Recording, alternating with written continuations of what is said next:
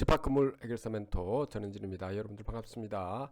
판례 공부를 갖다가 제가 저번 달부터 해가지고 좀 많이 빼먹은 것 같습니다. 자, 이번에 집합건물과 관련된 판례 공부를 먼저 살펴보도록 하고요. 12월 달까지 제가 웬만하면 마무리를 좀 빨리 하도록 하겠습니다. 자, 먼저 11월 15일자 판례 공부가 되는데요. 자, 민사사건에서 보면 미지급 임금 청구입니다. 그래서 요 분은 여러분들께서 운수종사자분들께서 혹시라도 한번 필요한 경우니까 요거 한번 살펴보시면 되겠습니다. 저희는 넘어가죠.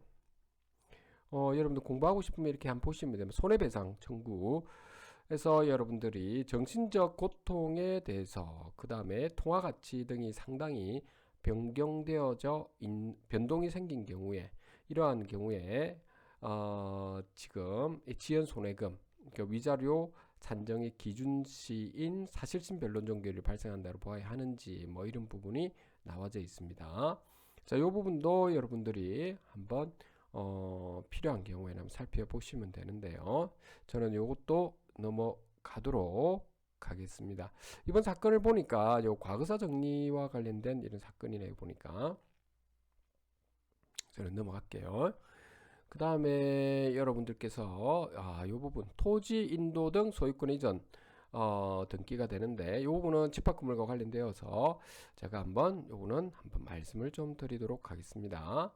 자, 먼저 우리가 여기서 한번 살펴볼 부분은 몇 가지 한번 볼까요? 자, 건물의 소유자가 있네요. 보니까 현실적으로 그 건물이나 부지를 점거하고 있지 않더라도 건물의 소유를 위해서 부지를 뭐라고 했습니까? 자, 점유한다고 보아야 한다라고 했죠.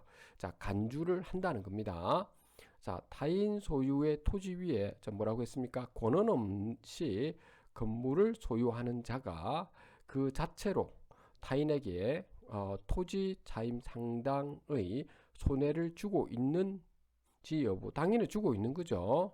그 다음에 그 건물 소유자가 미등기 건물에 그러니까 이거 허락도 안 받고 토지 소유자한테 허락도 안 받고 건물을 지었다는 겁니다.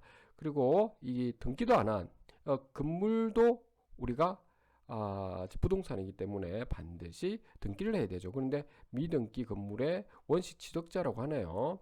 그리고 그 건물에 관해서 사실상의 처분권을 보유하게 된 양수인, 즉 양도를 한 것 같습니다. 그래서 양수인이 따로 존재하는 경우에는 자, 미등기 건물의 원시 취득자가 토지 소유자에 대하여 부당이득 반환 의무를 지고 있는지 어떻게 보면 당연한 거죠. 이렇게 우리 그 토지를 갖다가 이렇게 소유하고 있는 분이 요 토지 소유하고 있는 분에서 이게 건물을 갖다가 마음대로 이렇게 건물 소유자가 지었다는 거. 그러면 이 사람을 상대로 해가지고 부당이득 반환 청구를 하고요.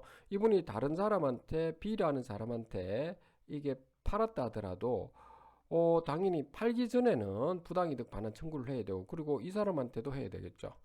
같이. 그래서 부진정 연대에 채무를 해가지고 두 사람을 상대로 해가지고 부당이득 반환 청구를 하면 되겠죠. 그쵸? 자, 그 이야기인 것 같습니다. 여기 쭉 보면 부당이득 반환 청구를 할 수 있죠. 그리고 부진정 연대 채무다라고 이렇게 되어져 있는 겁니다. 그렇죠? 자, 이렇게 여러분들이 보시면 되겠습니다. 자, 요거 한 장 쭉 넘어가도록 할게요. 그 다음 보도록 하겠습니다. 자, 고용 의무 이행에 대해서 이 부분도 근로자 여러분들이나 사업주 여러분들께서 한번 살펴보시면 되겠습니다. 이 부분은 저도 넘어가도록 할게요. 필요하신 분들은 보면 되겠습니다. 자, 채무불이행에 대해서도 자, 여러분들이 필요하신 분은 한번 살펴보시면 되겠습니다. 이것도 넘어갈게요, 제가. 자, 그 다음에 여러분들 이 부분은 뭐 집행채권이 있을 텐데 이 집행채권 자체에 요 부분에 대해서 채권 자체에 있죠. 이 압류나 가압류가 되어 있으면 있죠. 그 당연히 집행의 장애가 발생하는 거죠. 그렇기 때문에 집행관 입장에서는 집행 절차를 행하지 않는다는 것이죠. 이게 당연한 거 아니겠습니까, 여러분들? 그러니까 이런 부분에 대해서 자, 나와져 있네요. 뭐 집행 공탁과 관련돼서 나오는데, 자, 필요하신 분들은 이 부분도 한번 쭉 살펴보시면 되겠습니다. 요 공탁법 관련된 내용입니다. 우선 오늘은 넘어가도록 하겠습니다. 드디어 집합 건물과 관련돼서 나옵니다. 부당이득금, 이거 좀 많이 이야기했던 건데요. 정당한 권한 없는 사람이 집합 건물에 뭡니까? 공용 부분이나 대지를 점유 사용하는 경우에 구분 소유자 개인도 있죠. 부당이득을 할 수 있습니다. 구분 소유자뿐만 아니라 관리단도 위 사람을 상대로 해서 부당이득 반환 청구를 할 수 있는지 제기할 수 있다는 겁니다. 자, 집합 건물의 관리단이 집합 건물의 소유 및 관리에 관한 법률 제15조 제1항에서 정한 특별 결의나 같은 법 제41조 제1항에서 정한 서면이나 전자적 방법 등에 의한 합의의 방법으로 타인에게 공용 부분에 뭐라고 했습니까? 변경이죠. 용도 변경에는 그 여러분들 공용 부분, 그 복도를 갖다가 다른 걸로 바꾼다든지 이렇게 공용 부분 변경에 관한 업무를 위임할 수 있는지 할 수 있죠. 이 부분은. 그런데 변경은 3분의 2 이상의 동의를 받아야 되는 거죠. 자, 그리고 이 구분 소유자 1인이라도 이해관계에서 피해를 줄 수 있다면 할 수는 없는 겁니다. 허락을 받아야 됩니다. 이러한 법리는 관리단이 공용 부분의 관리에 관한, 자, 변경은 이렇고요. 자, 또한 이 공용 부분 관리 부분이죠. 관리에 관한 업무로서 공용 부분이나 대지를 정당한 권을 점유한 사람에 대해서 부당 이득을 반환 청구하는 경우도 마찬가지가 되겠죠. 그래서 변경 등을 제외한 관리 등에 대해서는 여러분들 알다시피 통상 집회 결의로 하는데 이 관리 부분도 규약에 규정되어 있다면 그 규약에 따라서 해주는 것이 먼저다라고 하는 거죠. 자, 그렇게 되어 있는 부분이 우리가 많이 이야기를 하고 있는 건데 계속 나오죠. 여기 보시면 그 2022년 11월 15일 날 또다시 보십시오. 이거 예전에도 계속 말했는데 이게 왜 이렇게 나오느냐 하면 집합 건물 관련된 소유자분들이 이게 잘 모르셔가지고 또 소송을 하고 말이죠. 이런 것 같아요.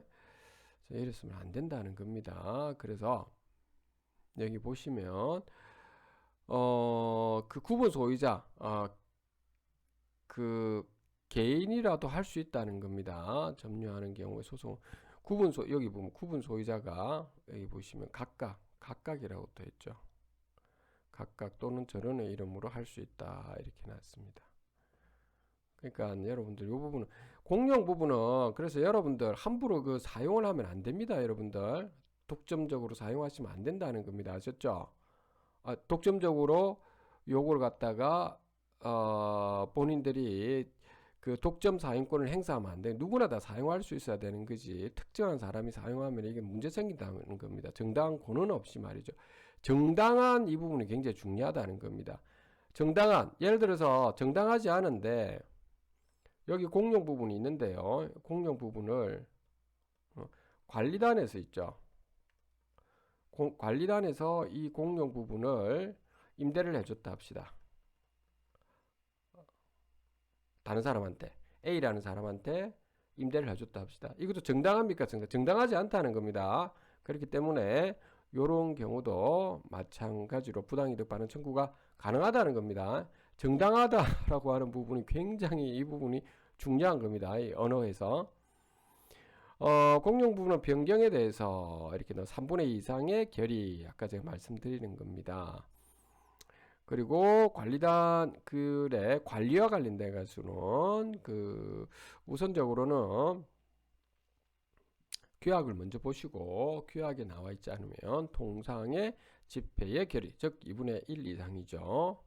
구분 소유자 및 의결권의 과반 이상이죠. 자, 그 부분을 여러분들 보시면 되겠고요. 토지 인도 및 소유권 이전 등기 이것도 한번 잠깐 보도록 하죠. 정려의 의사가 서면으로 표시되지 않은 경우에 반드시 정려의 의사는 서면으로 표시되어야 되는데 서면으로 표시되지 않은 경우에는 민법 제 555조에 따라서 부담부 정려 계약을 해지할 수 있는지 할 수 있죠. 예를 들어서 부모가 예를 들어서 은행에서 돈을 좀 잡아 당겼다 합시다. 만약에 5억짜리 어떤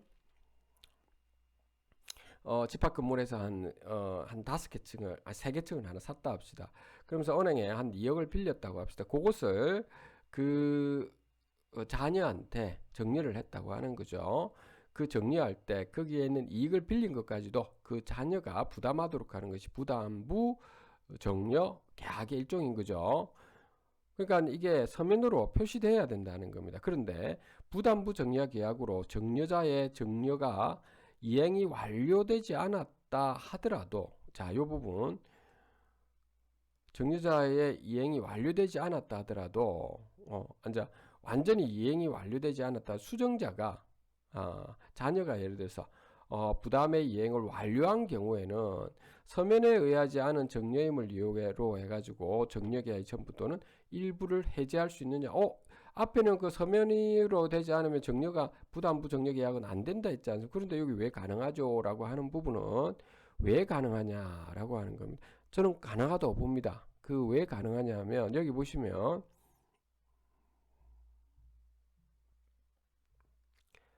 여기 보시면은 한쪽이 일방적으로 그러면 이익을 취하는 거죠. 뭐 이런 부분은 여기 없나요? 부담자 쌍무계약으로서 수정자 공평을 특별히 도모해야 한다. 여기 있네 보면 만약에 여기 보시면 이미 따라서 수정자가 부담의 이행을 완료한 후에도 정려자가 정려를 이행하지 않은 상태에서 민법 제 555조에 따라 부담부 정려계를 자유롭게 해제할 수 있다고 본다면 정려자는 여기 보면 정려자는 아무런 노력 없이 수정자의 부담의 이행에 따른 이익을 갖다가 그대로 보유하는 부당한 결과를 발생할 수 있다는 겁니다. 그래서 이와 같은 경우에는 당연히 그 서면으로 정리 계약을 하지 않았다 하더라도 있죠. 수정자가 지금 그기에 있는 그 부담을 갖다가 다 이행한 경우에는 지금 정리가 되었다라고 보는 것이죠. 저도 볼 때 이게 타당하다고 보고 있습니다. 여러분들은 어떻게 생각하십니까? 대법원 판례가 지금 최근에다 대법원 판례죠. 사회행위 취소, 요거는 예전에도 좀 많이 말씀을 드렸던 요런 행위를 사회행위를 해서는 안 됩니다, 여러분들. 채권자 취소 소송, 그러니까 자기가 채무자가 말이죠, 돈을 갖다가 다른 사람한테 빼돌리고 아니면 재산을 이런 경우죠. 부동산 강제 경매 뭐 이렇게 있는데요. 여러분들 요거는 한번 살펴보시면 되겠습니다. 요거는 복지재단과 관련된 거라서 넘어가도록 할게요. 가사소송 같은 경우에 그 대부분의 비송이 좀 많죠. 그래서 양육비 부담이라든지 뭐 이런 부분은 대부분의 앉아 재판장님께서 잘 판단하시겠죠. 되도록이면 이런 일이 좀 발생해서는 안 되겠죠. 그 다음에 행정 부분에 대해서 행정소송과 관련돼 가지고도 독점 규제, 공정거래에 관련돼서 용역거래를 제한하는 행위 뭐 이런 부분인데요. 이것도 여러분들 필요하신 분들을 보시면 되겠고요. 형사사건입니다. 그 조세범 처벌 위반해서 이런 부분도 세금 계산이나 이런 부분 여러분들 제대로 좀 처리하셔야 됩니다. 좀 이런 일이 발생하지 않도록. 성폭력 범죄 이런 걸 좀 없었으면 좋겠는데 아직까지 뭐 이런 것도 넘어가겠습니다. 그 다음에 특정경제범죄, 가중처벌 등에 관한 법률 위반, 사기 이렇게 돼 있죠. 사기에서 공소시효 이 부분을 좀 볼 필요가 있겠습니다. 자, 공소시효라고 하는 것은 범죄 행위가 종료된 때로부터죠. 진행해서 법정형에 따라서 정해진 일정 기간에 경과로 완성되는 거죠. 근데 그 범죄가 종료했다는 거면 그 종료하라고 계속 지금 범죄가 일어났을 때는 공소시효가 정해지는 건 아닙니다. 공소시효가 이제 딱 몇 년형이다 이렇게 지금 되는 게 아니라는 겁니다. 공소시효라고 하는 것은 공소의 제기로 진행이 정지되지만 판결의 확정 없이 공소를 제기한 때로부터 자 15년이 경과하면 공소시효가 완성된 것으로 강조하는데 자, 형사소송법 제 253조 제3항은 범인이 형사처분을 자 면할 목적으로 구계에 있는 기간 동안은 공소시효가 정지된다라고 하는 겁니다. 자, 이 부분만 여러분들이 좀 봐주시면 되겠습니다. 이런 사람들 많죠. 자, 이런 경우가 있으면 안 되겠죠. 자, 넘어가도록 하겠습니다. 공문서 부정행사 이것도 한번 필요한 분들은 한번 살펴보십시오. 자, 그래서 오늘 여기까지 해가지고 좀 빠른 속도로 11월 15일자에 판례 공부를 다 봤습니다. 다음에 여러분들 12월 달 거 하고 좀 보도록 하고요. 그리고 집합건물 소유 및 관리에 관한 법률에 대해서도 조문을 갖다가 우리가 좀 제가 설명을 또 해드리도록 또 하겠습니다. 요즘 도통 그러지를 못했네요. 자, 오늘 여기까지 하도록 하겠습니다. 집합건물 해결사멘토 전원진이었습니다. 감사합니다.